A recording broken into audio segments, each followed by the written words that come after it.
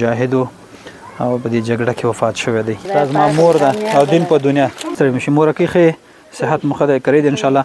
هغه دا زموږ مجاهد رور دی چې دغه د افغانستان بدبختانه جګړو کې وفات شوی دی. دا د دو پلار دی، نه بوټان لري او نه کورتۍ شته دی.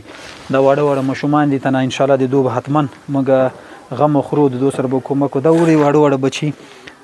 موږ د هیڅ یتیمانو فرق نه کوو که د پخواني دولت او که زموږ مجاهدین وي، نو دا زموږ افغانان دي، زموږ ورونه دي، زموږ خویندې دي. ان شاء الله حتما به موږ تاسو لپاره هر څه کوو د ستاسو دغه میاشت گزاره پې وشي.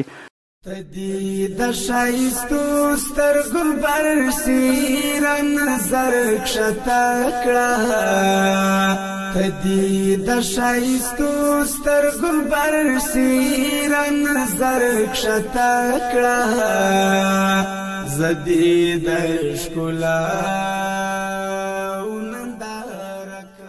دا واړه واړه بچیان ان شاء الله دا زموږ بچیان دي او زموږ د دې مورکۍ دوه زامن وفات شوي دي. یو په ټګر شي سو یو په هغه کې بغلان.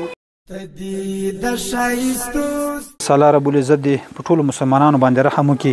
دا یتیمان دا خلک په موږ باندې حق لري او ان شاء الله د دوی خوشحالۍ لپاره راغلي. دوی ته به کورتۍ هم ور واغوندو او سودا مو هم ورته راوړله. دا به دلته واغوندم.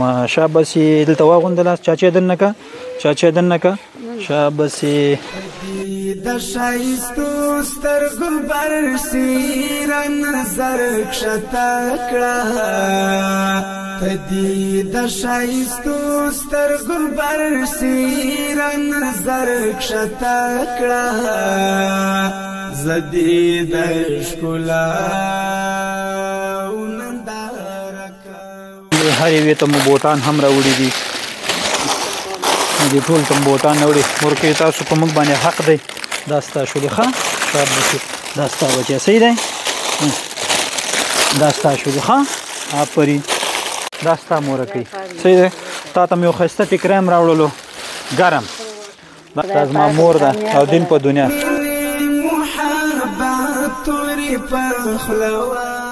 دا د یتیمان او دا په موږ حق لري. دا زموږ اولادونه دي، مسکینان دي او ټول هغه ماماګان ته وخاندئ. یتیمان مو خوشحاله کړل او موږ د داسې اشخاصو چې په واقعیت د بېوزلۍ همیشه لاسنیوی کوو او دا زموږ افغانان دي، یتیمان وو.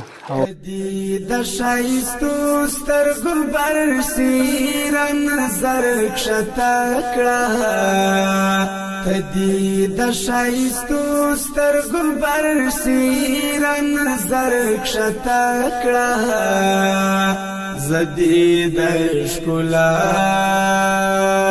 ننداره کوم، زدی د